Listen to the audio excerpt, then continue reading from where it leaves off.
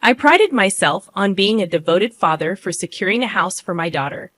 However, my husband, without consulting me, decided to use my money to purchase a luxury apartment. Frustrated by his audacious plan, I swiftly responded by presenting him with divorce papers. In the face of my unexpected move, my husband was taken aback, clearly unprepared for such a turn of events. With a smirk, I, Jocelyn Anderson, a 50-year-old office worker with a passion for French since my student days, initiated what I considered the real retaliation. Let me take you back a bit. I had been married at 23, but my first husband passed away just 6 months into our marriage due to a tragic traffic accident caused by a drunk driver. Although I received $500,000 as insurance money, no amount of wealth could bring my late husband back. During that period of mourning, Ernest Anderson, a compassionate colleague from the same company, provided solace by lending a patient ear to my stories. Gradually, our connection deepened, leading to our remarriage when I was 25. Fast forward to the present, and my daughter, Christina, now an independent illustrator, had stirred tension in our family. Disagreements over her education arose during her senior year of high school. Ernest had always imposed his ideal path for Christina, envisioning her attending a prestigious university and pursuing a conventional career in a big corporation. His expectations clashed with Christina's passion for illustration, a talent she had cultivated since childhood. Despite my initial support for Ernest's educational decisions, I found myself at odds with him when Christina expressed her desire to attend an art university to become an illustrator. While I was open to embracing her chosen path, Ernest vehemently opposed it, insisting on a conventional trajectory that clashed with our daughter's dreams. The struggle over Christina's future had become the battleground, and the real retaliation was about to unfold. I opted not to embark on a freelance career initially, choosing instead to work for a company. Christina shared her aspirations to become an illustrator, but my husband dismissed her dreams, considering it merely a pastime with drawings. His harsh words compelled me to defend Christina's autonomy, asserting that it was her life, and she should have the opportunity to pursue her passion. This stance only fueled his anger, as he asserted that it was his daughter and that a child's role was to fulfill their parents' dreams. He adamantly believed that if Christina followed his prescribed path, she would unquestionably find happiness. I was taken aback by his biased views, hoping he would eventually understand and support our daughter's choices. Unfortunately, my optimism was misplaced, leading to a deep rift between us. Despite my financial support for Christina's education and living expenses, Ernest remained dissatisfied, continually expressing his discontent. Even after Christina successfully gained admission to her preferred art university and secured a job as an illustrator, Ernest refused to acknowledge her achievements. His complaints persisted, questioning the worth of the money spent on tutoring and labeling her a failure. Christina, resilient in her pursuit, worked energetically, occasionally sacrificing weekends and sleep for her craft. However, Ernest's attitude towards her job remained unchanged. Moreover, he became harsher towards me for supporting Christina, criticizing everyday aspects of our household. Realizing this was his true nature, I found staying at home increasingly painful. Fortunately, our work roles in different departments at the same company spared me from daily confrontations. Yet, amidst this strained dynamic, Ernest surprisingly declared his intention to buy Christina a luxury apartment, citing her importance as his daughter. Despite his apparent disdain for her career choice, this sudden change in attitude raised suspicions, prompting me to question his motives. Doubts crept into my mind about whether Ernest even had the financial means to purchase a luxury apartment. Observing my reaction, he coldly smirked and disclosed his plan, stating that I would be the one footing the bill. Shocked, I protested, urging him not to make such decisions without consulting me. Angrily, Ernest snorted, revealing his knowledge of the $500,000 insurance money from my late husband, suggesting I use it to fund the apartment. He callously declared his intent to live there with Christina, emphasizing that both she and I were ultimately his possessions. Fueled by a fierce anger, I could not fathom his vindictive scheme and the audacity to exploit crucial insurance money for such a purpose. In response, I retaliated without mercy, presenting him with divorce papers. Astonished, Ernest likely hadn't anticipated my preparedness, but this marked the commencement of my real retaliation. Facing him with a smirk, I explained my long-standing lack of trust in someone who discriminated against his own daughter and expressed my exhaustion with constant criticism. I disclosed my decision to divorce him, clarifying that I had been contemplating it for a while, waiting for the opportune moment. Seizing on his earlier mention of divorce, I handed him the papers, urging him to file quickly if he desired freedom.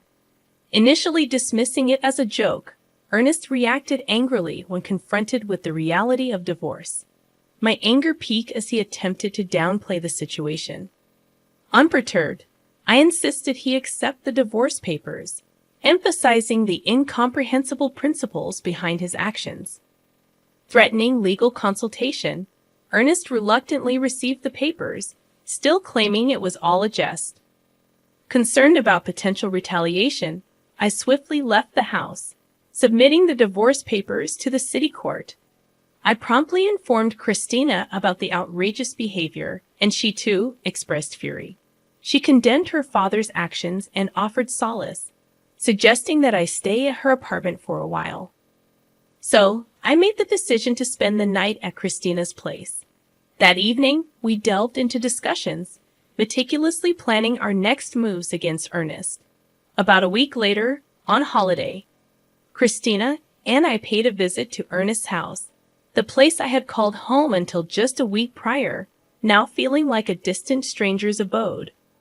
Upon ringing the doorbell, Ernest swiftly emerged, adopting a condescending gaze as he questioned our purpose.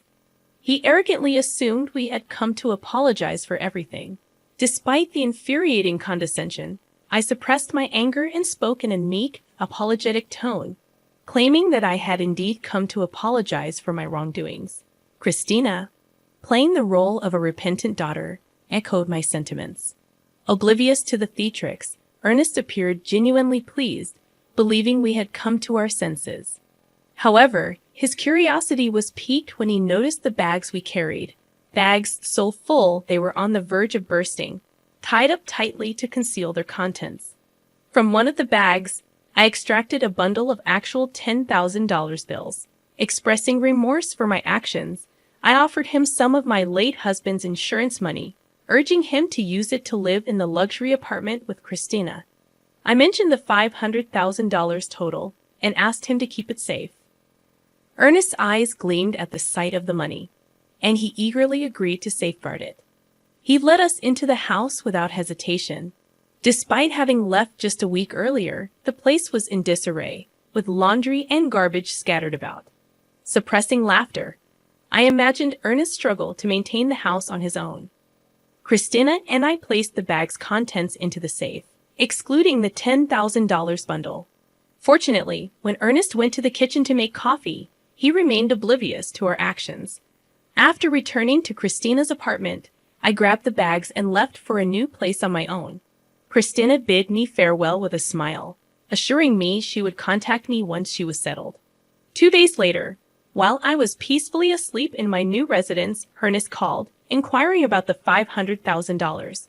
I chuckled heartily, realizing that he had taken longer than expected to notice. Ernest had fallen for a trap. The bags mostly contained just newspapers, cleverly arranged to create the illusion of holding $500,000. I had only prepared $110,000 from the bank to make Ernest believe my ruse. After depositing that money back into my account, it was no longer in my possession.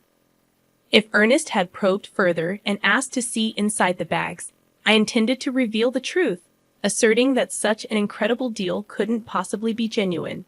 However, deceived by just the $10,000, Ernest had been completely fooled. I had only prepared $110,000 from the bank to make Ernest believe me. After depositing that money back into my account, it was no longer in my possession. If Ernest had probed further and asked to see inside the bags, I intended to reveal the truth, asserting that such an incredible deal couldn't possibly be genuine.